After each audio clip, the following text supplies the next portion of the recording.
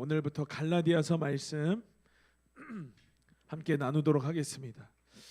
오늘 첫 번째 시간인데 갈라디아서 첫 번째 그리고 다음 주인 두 번째 시간을 제가 말씀을 전하고, 그리고 세 번째 네 번째 시간은 예찬 전사님이 말씀을 전하고, 그리고 이제 저희는 출국합니다. 그러면 이제 저희가 출국해 있는 동안 이제 서재희 목사님 그리고 명선 전사님 이제 2주씩 또 이렇게 하면 또 저희가 이제 또 이렇게 복귀를 하겠지요. 오늘부터 시작되어진 이 갈라디아서 말씀, 우리 기대함으로 나아갈 때 하나님의 지혜와 또 하나님의 계시의 은혜들이 이곳 가운데 풀어놓아지고 깨달아지고 알아지는 귀한 시간 되시길 예수의 이름으로 축원합니다. 우리 성경 66권은 다 하나님의 목적과 의도가 있습니다. 그냥 기록된 책이 없어요. 그냥 이유 없이 까닭 없이 성경으로 존재하는 책이 하나도 없다라고 하는 것입니다. 그러니 하나님께서 창세기를 넣으실 때 그 창세기로 이 말씀이 시작하게 하신 그 하나님의 뜻과 의도를 우리가 분명히 알아야 됩니다.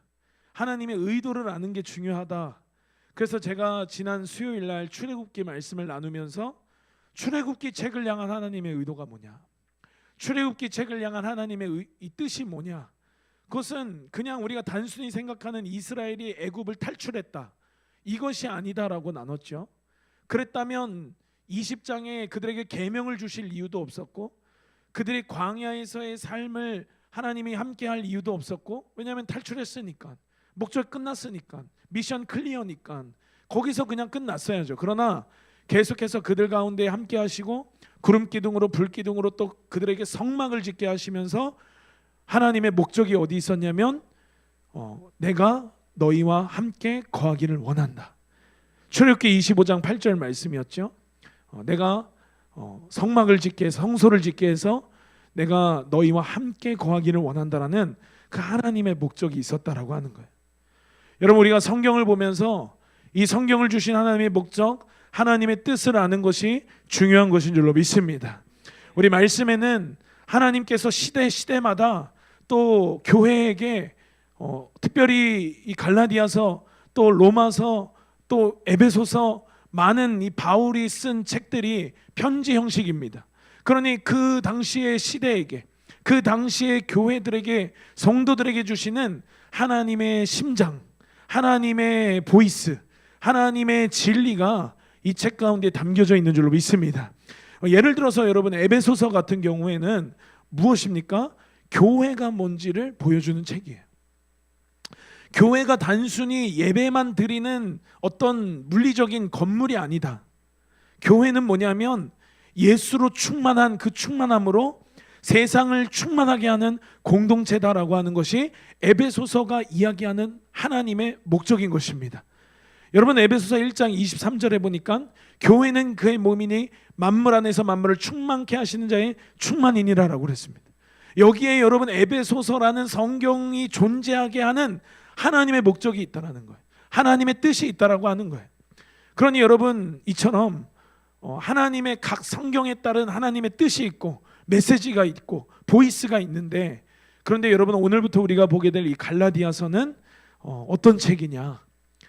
뜨거운 책입니다.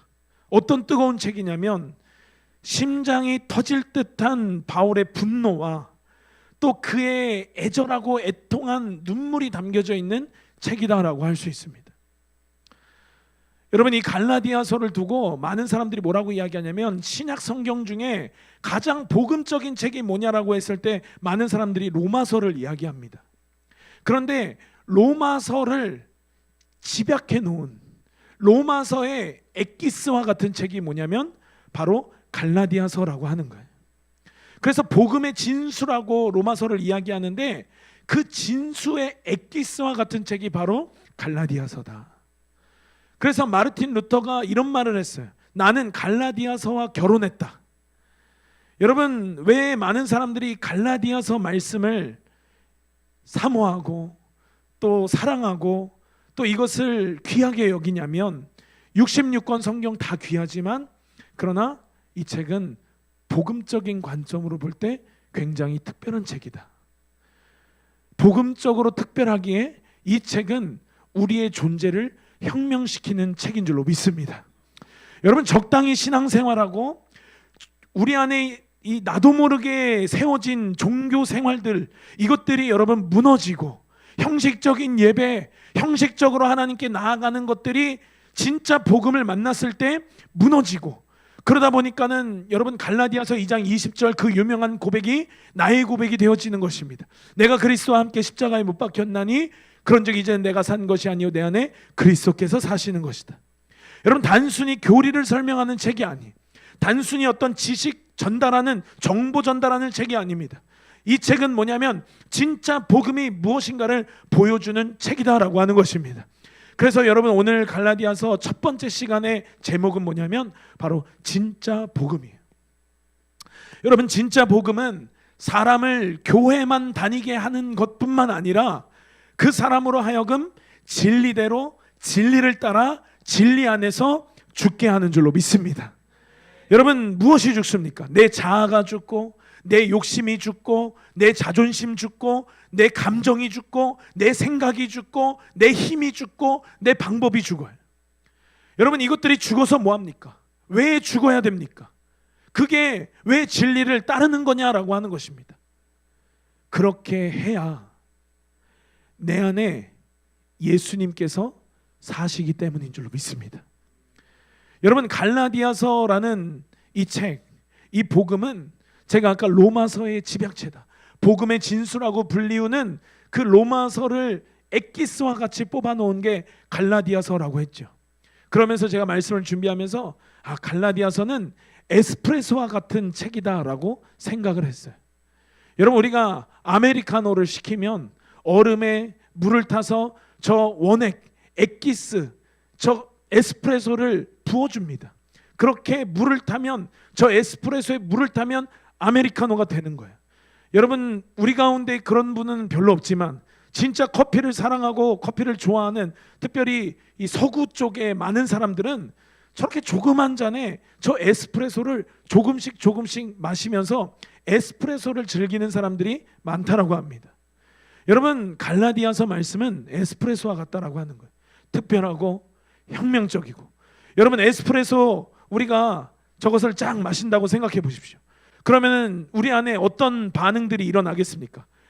우리 점심시간만 되면은 뭐 밑에 편의점이나 저 건너편에 커피 그대로나 아니면 조금 더 멀리 메가커피나 저런 데 가서 커피들을 사옵니다. 커피들을 왜 사오냐?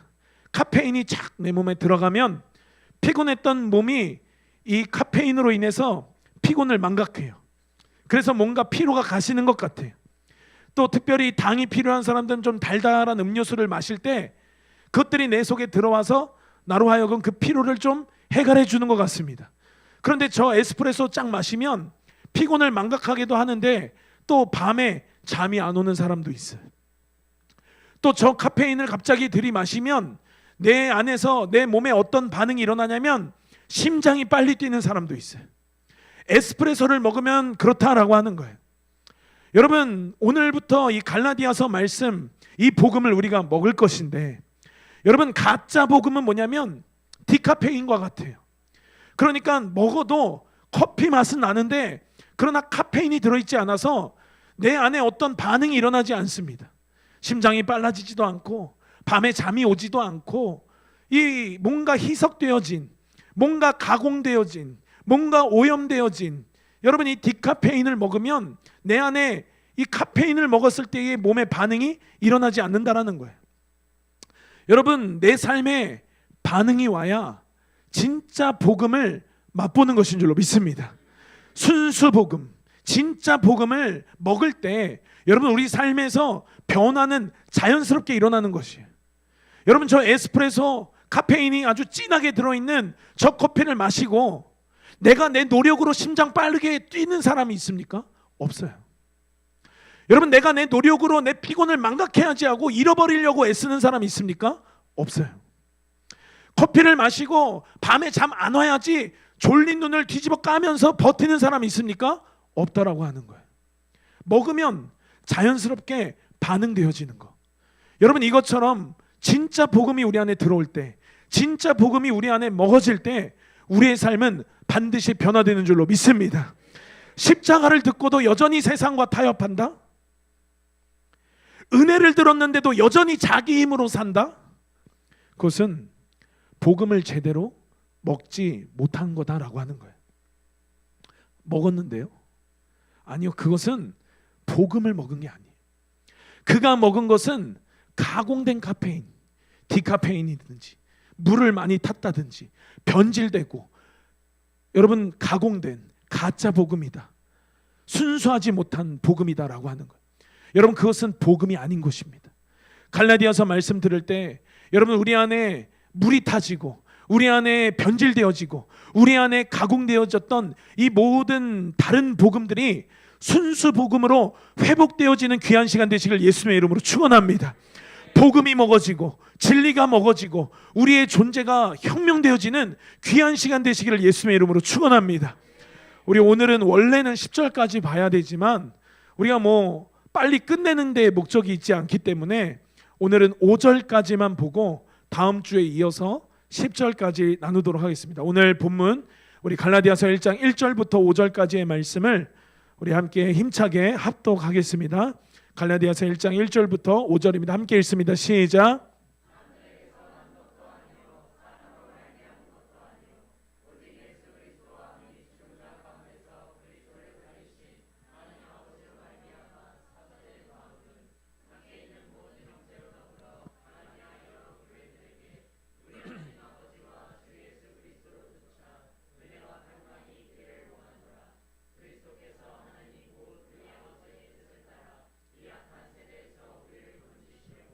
우리 죄를 위하여 자기 몸을 들이셨으니 영광이 저에게 세세토록 있을지어다. 아멘.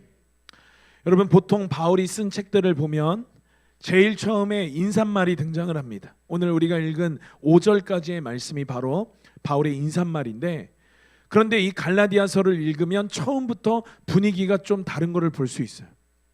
다른 책에서 바울이 인사했던 인사말이랑은 분위기가 조금 다르다라고 하는 거예요. 어떤 분위기가 다르냐면 바울이 뭔가 좀 예민한 것 같아요. 바울이 좀 뭔가 날이 서 있는 것 같아요. 그런데 그도 그럴 것이 왜 그러냐면 바울은 지금 복음이 무너지는 것을 보고 있기 때문에요.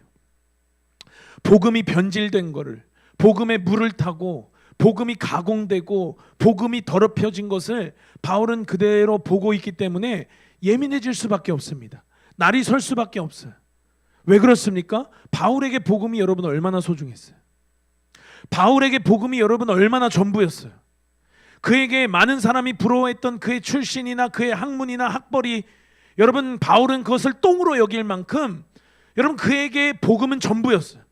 그에게 복음은 생명을 걸 만큼 소중한 것이었어요. 그런데 그에게 전부와 같은 그게, 그에게 생명과 같았던 그게 변질되고 물이 타지고 여러분 상하고 이것들이 가공되어지고 그래서 사라질 위기, 무너져가는 상황 앞에 바울이 서 있는 거예요. 그가 피 흘려 세웠던 교회가, 그가 목숨을 걸고 전했던 복음이 무너지고 변질되고 상하고 여러분 그런 것들을 보면서 쓰러져가는 복음을 보면서 여러분 바울이 얼마나 마음이 아팠겠습니까? 여러분 많은 사람들이 교회의 위기라고 이야기해요. 그런데 여러분 교회의 위기는 역사적으로 보면 교회를 막 핍박하고 예배 못 드리게 하고 기도 못하게 하는 그런 핍박이 있을 때 교회의 위기라고 우리는 생각하는데 그건 교회의 위기가 아니었어요. 그런 시대일수록 오히려 불 가운데 교회는 걸었고 여러분 그들의 신앙은 더 정금과 같이 단련되어졌습니다. 그런데 교회의 위기는 언제 왔냐면 그들이 가졌던 복음이 물이 타지고 여러분 변질되어지고 상하여졌을 때, 가공됐을 때, 오염됐을 때, 여러분 그때 여러분 그 교회는 무너지고 쓰러지고 여러분 스스로 문을 닫게 되는 그런 결과를 낳았다라고 하는 거예요. 여러분 그런 심정으로 바울이 오늘 그것을 보면서 갈라디아서를 시작하는 거예요. 우리 1절 말씀 다시 보겠습니다. 사람들에게서 난 것도 아니요 사람으로 말미암은 것도 아니요 오직 예수 그리스도와 죽은 자 가운데서 그리스도를 살리신 하나님 아버지로 말미암아 사도된 바울은.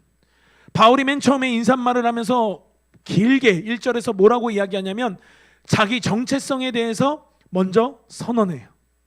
나는 사람에게 인정받아서 된 사람 아니다. 나는 사람의 시스템으로 사람이 세운 사람 아니고 사람들이 만든 제도에서 태어난 사람이 아니다. 나는 어떤 사람이냐면 하나님께 부름받은 사람이다. 여러분, 이 말이 무슨 말이냐면 나는 사람 눈치 보는 사람 아니다. 사람으로 말미암은 게 아니라 나는 하나님으로 말미암았다라고 선언하면서 시작해요. 여러분, 왜 이것을 먼저 말하냐면 복음의 사람은 여러분 자기 정체성이 분명합니다. 여러분, 하나님의 사람은 무엇보다 자기 정체성이 분명한 사람인 줄로 믿습니다. 그 다니엘이 바벨론 가운데 있었지만 그러나 그의 정체성은 분명했어요. 그의 이름을 벨드사살이라고 바꾸었지만 그러나 그럼에도 불구하고 그의 정체성은 분명했어요. 그러니 여러분, 이 하나님의 사람, 진리의 사람, 복음의 사람은 먼저 자기 정체성이 분명한 사람이에요. 여러분, 미국인은 미국법을 따라요.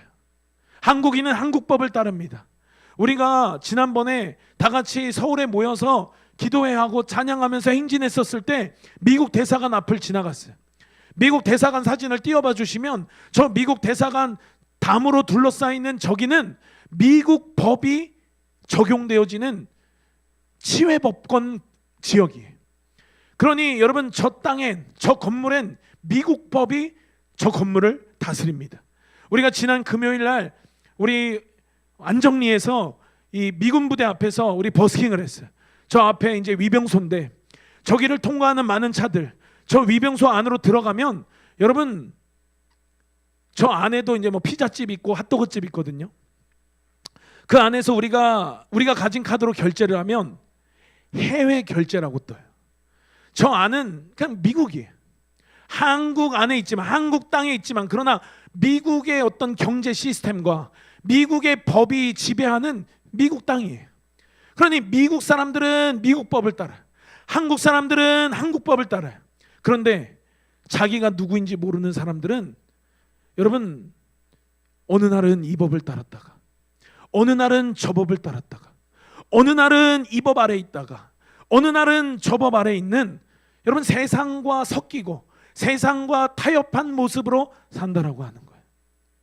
그런 사람들은 상황의 눈치를 봐요. 환경의 눈치를 봐요. 사람 눈치를 봐요. 분위기에 흔들려요. 그런 사람들은 이랬다 저랬다 합니다.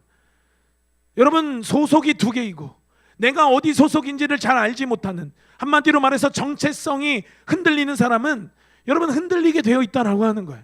그러나 바울이 선언한 것처럼 바울의 정체성은 분명했어요. 나는 사람이 세운 사람 아니다. 나는 사람의 시스템으로 태어난 사람이 아니다. 나는 하나님께 부르심을 받은 사람이다. 하나님께 속한 사람이다. 여러분, 이 정체성이 있었기 때문에 바울이 돌에 맞았어도 복음을 전했어요. 여러분, 이 정체성이 있었기 때문에 바울을 사람들이 욕을 했어도 그는 복음을 전했어요. 여러분, 이 정체성이 바울에게 있었기 때문에 바울이 감옥에 들어갔지만 거기서 찬양하고 거기서 예배하고 거기서 기도하고 계속해서 복음을 위하여서 사는 삶을 살았다라고 하는 거예요. 여러분, 오늘 우리도 마찬가지입니다. 성도는 단순히 교회 다니는 사람이 아니에요. 여러분, 성도는 뭐냐면 하나님의 자녀입니다. 여러분, 이것이 우리의 정체성이에요. 하나님께 속한 자, 하나님의 부르심을 입은 자, 여러분, 이것이 우리의 정체성이다라고 하는 것입니다. 우리의 존재값을 누군가가 값으로 환산하라라고 하면 우리의 존재값은 뭐냐면 십자가의 핏값으로 산 존재들이다라고 하는 거예요. 그러니 여러분, 우리가 얼마나 귀합니까? 우리가 우리 스스로도 귀하지만 그러나 하나님에게 우리가 얼마나 귀한 존재냐라고 하는 거예요. 성경은 여러분 우리 곳곳에서 우리의 정체성에 대해서 이야기해.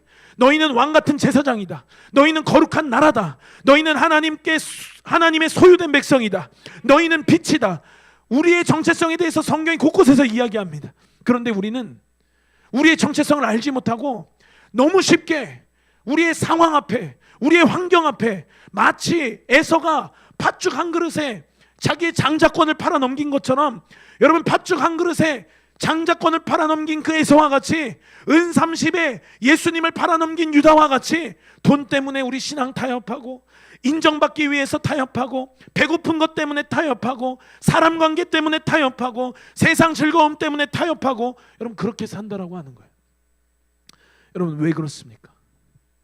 복음의 영광을, 진짜 복음을 맛보지 못했기 때문에 그런 것이에요. 여러분 정체성이 확실히 서는 저와 여러분 되시길 예수님의 이름으로 축원합니다. 이어서 바울은 그냥 하나님이라고 하지 않고 뭐라고 했냐면 죽은 자 가운데에서 그리스도를 살리신 하나님 아버지로 말미암아 사도된 바울은이라고 했어요.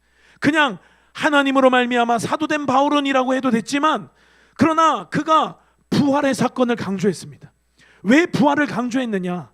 바울이 말하는 복음은 어떤 철학이 아니에요. 어떤 이념이 아닙니다. 어떤 학문이 아니에요. 바울이 말하는 복음은 뭐냐면 생명 그 자체인 줄로 믿습니다. 죽은 자를 살리신 하나님이, 그 살아계신 하나님이 나를 부르셨다. 사망 권세를 이기시고 부활하신 그 하나님이 나를 부르셨다라고 하는 거예요. 죽은 자를 살리신 그 하나님이 나를 부르셨다라고 하는 것이. 그러니 여러분, 아무리 세상이 강해 보여도, 아무리 사람들이 떼거지와 같이 몰려와서 내게 돌을 던지고 나를 욕해도 바울은 두렵지가 않았던 것입니다. 여러분, 우리도 마찬가지예요. 부활신앙이 여러분 우리 안에 있을 때 우리는 절대로 흔들리지 않고 무너지지 않는 줄로 믿습니다. 부활신앙이 없는 사람은 여러분 상황 앞에 흔들려요. 상황 앞에 무너집니다. 돈 앞에서 흔들려요. 사람 앞에 무너집니다. 환경 앞에서 무너져요.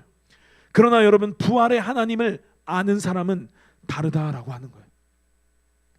죽음을 이기신 하나님이 나의 아버지라는 이 사실이 믿어지면 여러분 인생 자체의 기준이 달라지는 줄로 믿습니다. 우리 이어서 2절 보니까 본문에 뭐라고 나오냐면 함께 있는 모든 형제로 더불어라고 이야기해요. 뭐냐면 복음이라고 하는 것은 혼자 지키는 게 아니라는 거예요. 교회와 공동체와 함께 지키는 것이다 라고 하는 것입니다. 여러분, 초대교회 그들이 모였던 이유, 그들이 공동체로 존재했던 이유는 뭐냐면 진리 때문이었어요. 진리를 목숨 걸고 지키기 위해서 그들이 여러분 교회로 모였습니다. 복음을 위해서 그들이 순교했다라고 하는 거예요. 초대교회에 많은 사람들이 사자밥이 되고 화형을 당하고, 여러분 그들이 왜 그렇게 됐냐면 복음 때문이었어요. 복음 때문이었습니다. 여러분, 그들이 왜 그렇게 할 수 있었냐면 진짜를 봤기 때문이에요. 진짜를 알기 때문이에요. 가짜를 위해서는 순교하지 못해. 그러나 진짜 복음을 그들이, 에스프레소를 그들이 먹었기 때문에, 진짜를 먹었기 때문에 그들은 그들의 생명을 아깝게 여기지 않을 만큼 이 복음에 그들의 인생을 전부를 걸 수 있었다라고 하는 거예요. 복음을 만나면 인생을 걸어야 됩니다. 복음을 만났다라고 생각했는데 내 인생을 거는 것들이 애써야 되고 힘써야 되고 노력해야 된다면 그것은 진짜 복음을 만난 것이 아니다라고 하는 거예요. 마치 내가 디카페인, 커피가 아닌 그것들을 먹고 내 심장을 빠르게 뛰기 위해서 노력하지 않는 것처럼 여러분 이와 같다라고 하는 거예요. 여러분, 제자들도 마찬가지예요. 여러분, 오늘 우리 동진 청년 집사님이 오늘 오전 예배 때 헌금송했던 그 찬양의 제목이 바로 베드로의 고백이에요. 여러분, 베드로도 예수님 부인했잖아요. 여러분, 베드로도 예수님을 부인할 뿐 아니라 저주했잖아요. 모른다고 그랬잖아요.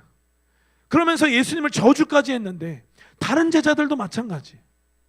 미숙했어요. 부족했어요. 연약했습니다. 그런데 그들이 언제 완전해졌냐면, 그들이 언제 그들의 믿음이 완성되어졌냐면 바로 부활하신 주님을 본 이유다라고 하는 거예요. 진짜를 그들이 보고, 진짜를 그들이 경험하고, 진짜를 그들이 맛보고는 그들의 12제자들, 이제 띄워주면 돼 태영아, 12제자들 그들 전부가 여러분 순교당했어요. 누구는 십자가의 거꾸로, 누구는 X자 십자가형으로, 누구는 목이 잘려서, 누구는 화형으로, 누구는 껍질이 벗겨져서, 여러분 각양각색의 모습으로 그들이 순교했다. 복음을 위해서 생명 걸었다. 여러분, 그들이 노력해서, 그들이 애써서 순교했다라고 생각하세요? 진짜를 봤기 때문에 그 진짜에 그들이 목숨을 안 걸 수가 없었던 것이에요. 우리 계속해서 3절 말씀 보니까 은혜와 평강이 있기를 원하노라. 은혜와 평강을 이야기. 여러분, 순서가 중요한데 은혜가 먼저고 평강이 나중이에요. 여러분, 왜 그렇습니까? 은혜 없이는 평강은 없어요. 복음 없이 참된 평안은 우리 가운데 없다라고 하는 거예요. 여러분, 세상 사람들은 평안을 찾아요. 세상 사람들은 평안을 원합니다. 그런데 그 사람들 은혜를 받아들이면 평안을, 그들이 그토록 원하는 평안을 누리고 얻을 텐데, 그러나 그 사람들 은혜는 거절해요. 그러니 여러분, 그들은 평안을 누릴 수가 없는 것이, 세상은 은혜 없이 평안만 누리고 싶어 하는데, 그러나 성경이 이야기하는 건 뭐냐면, 은혜가 들어오면 평강은 따라온다. 복음이 들어오면 안식은 따라온다. 그래서 여러분, 갈라디아서는 계속해서 은혜에 대해서 이야기하는 거예요. 은혜를 강조하는 거예요. 우리 4절 말씀 보니까, 그리스도께서 하나님 곧 우리 아버지 뜻을 따라 이 악한 세대에서 우리를 건지시려고 우리 죄를 위하여 자기 몸을 들이셨다. 여러분, 이 구절 안에 복음이 다 들어있는 거예요. 우리 첫 번째 복음, 하나님 곧 우리 아버지의 뜻을 따라. 여러분, 복음이라고 하는 것, 진리라고 하는 것은 하나님 뜻이에요. 예수님이 우연히 십자가를 진 게 아니라 아버지 뜻을 따라서 순종했다라고 하는 거예요. 예수님이 그 하나님 아버지의 뜻을 따라 순복하고 순종하는 마음으로 십자가를 지셨어요. 둘째, 복음은 죄인을 위한 사건이다. 우리를 건지시려고, 우리 죄를 위하여, 우리에게 죄가 있었다라고 하는 거예요. 여러분, 우리가 맞아야 되는데, 우리가 죽어야 되는데, 우리가 욕먹어야 되는데, 그러나 예수님이 대신 맞으셨다 그거예요. 예수님이 대신 욕 먹으셨다 그거예요. 우리가 죽어야 되는데 예수님이 대신 죽으셨다 그거예요. 그리고 세 번째, 자기 몸을 들이셨으니, 자기 몸을 주셨다. 예수님께서 자기 희생을 하셨다. 억지로가 아니라 자원하는 마음으로 예수님이 십자가에 달려 죽으셨다라고 하는 거예요. 누구를 위해서? 여러분을 위해서. 우리가 맞아야 되는데 예수님이 맞으시고, 우리가 심판당해야 되는데 예수님이 심판받으시고, 우리가 버림받아야 되는데 예수님이 버림받으셨어요. 그래서 복음은 희생이에요. 그리고 그의 희생을 우리는 뭐라고 부르냐면 은혜라고 부르는 거예요. 여러분, 은혜를 우리가 받을 자격이 있습니까? 받을 자격이 없어요. 그런데도 불구하고 우리에게 주시는 것이 바로 은혜인 것이. 그래서 성경이 은혜를 뭐라고 이야기하냐면, 은혜는 값없이 주시는 하나님의 선물이다라고 이야기해요. 우리가 의로워서가 아니에요. 우리가 잘해서가 아니에요. 은혜인 것이에요. 그러니 여러분, 은혜를 경험한 사람은 감격이 있어요. 여러분, 은혜를 경험한 사람은 눈물이 있어요. 은혜를 경험한 사람은 그 은혜를 주신 하나님 앞에 가슴 뛰는 설렘이 있습니다. 여러분, 신앙생활이 메말라 간다라고 하는 건 굉장히 위험한 징조예요. 은혜를 잃어버리고 있다라고 하는 건 심각하게 받아들여야 될 굉장히 위험한 증상이다라고 하는 거예요. 여러분, 우리가 화장실을 갑니다. 우리가 대변을 보고 소변을 봅니다. 그런데 그 대소변에 피가 섞여서 나온다. 큰일 난 거예요. 검사 받아야 되는 거예요. 큰 병일 수 있어요. 죽을 수 있다라고 하는 거예요. 그런데 여러분, 내가 대소변 볼 때 피 나오는 것은 크게 여기고, 내가 기도하고 내가 찬양하고 내가 예배 드릴 때 감격이 없다, 설렘이 없다, 눈물이 없다. 여러분, 이거는 내가 혈변 보는 것보다 더 심각하게 하나님 앞에 받아들여야 될 문제다라고 하는 거예요. 여러분, 이 은혜를 잃어버리면 어떻게 됩니까? 은혜가 있었던 자리에 뭐가 들어오냐면 율법이 들어와요. 여러분, 은혜가 사라지면 율법으로 가는 거예요. 그러면서 여러분, 자기 힘으로 살기를 시작하는 거예요. 자기 노력으로 하나님 앞에 나아가기를 시작하는 거예요. 그러니 여러분, 신앙생활이 어떻게 되냐면 무거운 짐과 같아지는 거예요. 기도가 짐이 되고, 예배가 노동이 되고, 헌신하고 봉사하는 것들이 스트레스가 되고. 왜 그러냐면 은혜를 잃어버렸기 때문에 그런 거예요. 그러나 여러분, 은혜를 아는 사람은 다른 거예요. 감격이 있기 때문에 예배 드리는 게 너무 즐겁고, 말씀을 듣는 게 꿀송이와 같이 달고, 여러분, 내가 하나님 앞에 나아가는 기도하는 그 시간이 노동과 같지 않아요. 스트레스가 되지 않아요. 헌신하고 봉사하는 것이 주와 복음과 교회를 위해서 내가 헌신 봉사하는 것들이 스트레스가 되지 않아요. 억지가 아니니까, 사랑하니까 되는 거예요. 감격이 있으니까 되는 거예요. 눈물이 있으니까 여러분 되는 거예요. 그리고 끝으로 5절, 영광이 그에게 세세토록 있을지어다. 이 복음을 설명하다가 영광이 그에게 세세토록 있을지어다를 선포하며 하나님을 높여요. 하나님을 찬양해. 복음을 설명하다가 오늘 인사말 후미 가장 마지막 5절에 갑자기 바울이 찬양하는 거예요. 여러분 왜 그렇습니까? 진짜 복음을 만나면, 진짜 복음이 우리 가운데 깨달아지면, 이 복음이 내 속에서 운행하면, 내 속에서 가동되면, 그러면 우리에게 예배가 터져 나올 수밖에 없어요. 그 언젠가 이스라엘 집회였던 것 같아요. 예찬 전사님이 자기도 모르게 무릎을 꿇고 찬양했다고 그랬나, 기도했다고 그랬나, 하나님 앞에 자기도 모르게 하나님의 그 경외함 앞에 서는 거예요. 자기도 모르게 예배가 터지는 거예요. 기도가 터지는 거예요. 찬양이 터지는 거예요. 여러분 복음을 만나면 자연스럽게 하나님을 예배하는 것인 줄로 믿습니다. 창조주이신 그분을 만나고 그분의 놀라운 사랑을 만나고, 오늘 오전에 담임 목사님 선포하셨던 것처럼 그분의 신실하심을 만나고, 그분의 그 놀라운 하나님의 계획을 만나고, 그분 앞에 경외함으로 우리가 서는 것이에요. 단순한 지식이라면, 학교나 학원에서 가르쳐주는 단순한 정보라면 여러분 우리는 그러지 않아요. 그러나 이것은 지식이 아니에요. 여러분 이것은 정보가 아니에요. 여러분 복음이기 때문에, 여러분 진리이기 때문에 그 진리가 우리의 존재를 혁명시키는 줄로 믿습니다. 그 복음이 우리를 삶을 바꾸어 놓는 줄로 믿습니다. 복음이기 때문에 그런 거예요. 하나님이 나 같은 무지랭이를, 나 같은 사람을 하나님이 살리셨구나, 나를 위해 죽으셨구나. 이 복음이 믿어지면, 복음이 내 안에서 운행되어지면 감격되어지고 눈물이 나고 예배하게 되어 있는 거예요. 그리고 이 진짜 복음을 만난 자들을 통해서 여러분 영광이 나타나는 것입니다. 우리 찬양 중에 이런 찬양이 있잖아요. 찬양이 올라가면 영광이 내려오네, 영광이 내려오면 생명이 살아나네. 여러분 이 진짜 복음을 만난 자들을 통해서 찬양이 올라갈 때 영광이 내려오는 것이, 찬양이 올라가면 복음을 알고 복음을 경험하고 진짜 복음을 먹고 그 복음이 내 속에서 가동되어지고 내 속에서 운행되어지는 그 사람에게 예배가 터져요.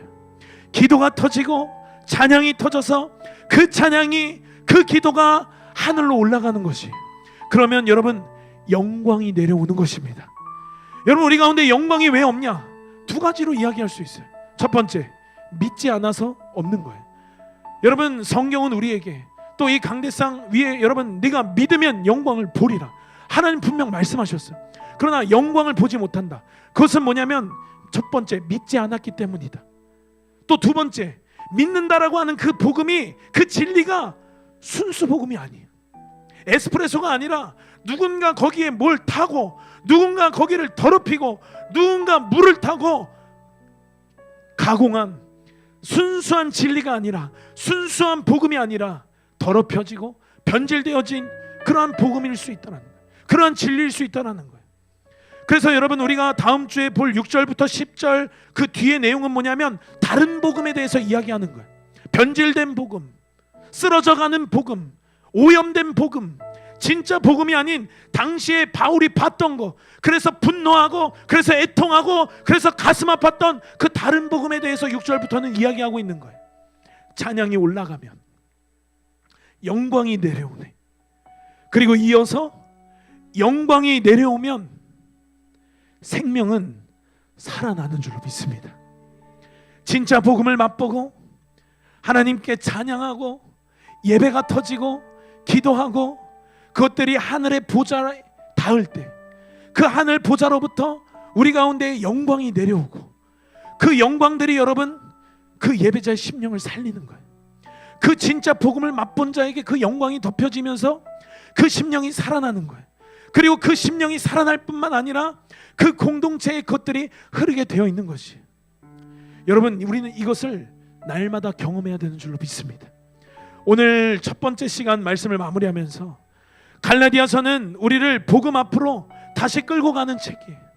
적당히 종교 생활하고 그 언젠가 내가 나도 모르게 타성에 젖어 있어서 나도 모르게 은혜가 있어야 할 때 자리에 율법이 들어오고 내가 하나님 앞에 진실함으로 서야 하는데, 그러나 굳은 마음으로 서고 눈물 없이 서고 감격 없이 서고 설렘 없이 서고, 그러면서 나도 모르게 내 힘으로 신앙생활하고 내 방법으로 신앙생활했던, 적당히 종교생활했던 그 삶을 여러분 송두리째 바꿔줄 진짜 복음이 바로 갈라디아서 말씀인 줄로 믿습니다. 적당히 자기가 그어놓은 어떤 적정선에서 거기서 머무는 그러한 신앙생활로 자기 만족하지 말라고 하는 것이, 여러분 복음으로 진짜 복음을 맛본 사람들은 여러분 전부 순교했다는 것을 여러분 기억하세요. 그들이 노력해서 순교해야지 해서 순교한 게 아니라 진짜 복음을 맛봤기 때문에, 아까도 말했지만 에스프레소를 먹으면 피곤이 망각되어지고 잠이 오지 않고 심장이 빨리 뛰고 그러한 증상들이 자연스럽게 나타나는 것과 같이, 진짜 복음을 맛볼 때에 여러분 우리의 삶은 송두리째로 변화하고, 여러분 우리의 삶은 하나님 앞에, 진리 앞에, 복음 앞에 존재가 혁명되어지는 줄로 믿습니다. 여러분 길을 가다가 5톤 트럭 차에 치였다라고 생각해 보십시오. 제가 복음을 이야기하면서 항상 하는 여러분 예화예요. 5톤 트럭 차에 치이면 뼈도 부러지고 출혈도 나고 자칫하다간 심장도 멈출 수 있어요. 당연하죠. 5톤 트럭에 치였으니까요. 여러분 복음이 내 삶에 들어와서 그 복음이 내 삶을 칩니다. 내 인생을 칩니다. 반드시 바뀌어야 되는 거예요. 안 바뀐다면 두 가지라고 그랬어요. 첫 번째, 복음이 내 삶에 들어와 나를 치지 못했거나, 두 번째, 그것이 복음이 아니거나. 여러분 만약 그 5톤 트럭의 형상이나, 그러나 그것이 종이 트럭이라면, 그것이 박스 거적대기로 만든 트럭이라면, 그것들이 와서 나를 친다고 한들 여러분 전 다치지 않을 거예요. 저는 아무렇지도 않을 거예요. 뼈가 부러지기는커녕 그냥 기껏해야 살짝 긁히는 정도일 것입니다. 여러분 우리가 이 시간을 통하여 이 복음을 점검하자라고 하는 것이에요. 내 삶에 변화가 있느냐, 내 존재가 혁명되어졌느냐, 내 신앙생활에 은혜가 있느냐, 감격이 있느냐, 눈물이 있느냐, 여러분 이거 점검하자는 거죠. 없으면 두 가지래요. 첫 번째, 복음을 만나지 못했거나 복음을 믿지 않았거나, 두 번째, 그 복음이 순수한 복음이 아니거나, 그 복음이 변질된 오염된 복음이거나라고 하는 거예요. 여러분 이 시간을 통해서, 오늘부터 시작되어진 이 갈라디아서 말씀 시간을 통해서 우리 하늘소망교회 공동체 모든 지체들 속에 다시 복음의 불이 살아나기를 예수님의 이름으로 축원합니다. 모든 변질되어졌던 것들, 모든 가공되어졌던 것들, 모든 물타져 있었던 것들이 제거되어지고 다시 복음을 처음 만난 그때처럼 그 복음이 내 속에서 새로워지고, 그 복음이 내 속에서 가동되어지고, 그 복음이 운행되어지면서 우리의 삶이 변화되고 우리의 가정이 변화되고 이 교회 공동체가 변화될 때, 여러분 이 나라, 이 도시가 변화되는 줄로 믿습니다. 우리의 찬양이 새로워지고 우리의 말씀이, 우리의 예배가, 우리의 기도가 새로워질 때, 우리에게 은혜가 회복되어지고 감격이 회복되어지고 눈물이 회복되어질 때, 여러분 우리는 새로운 시즌을 맞이하게 될 것입니다.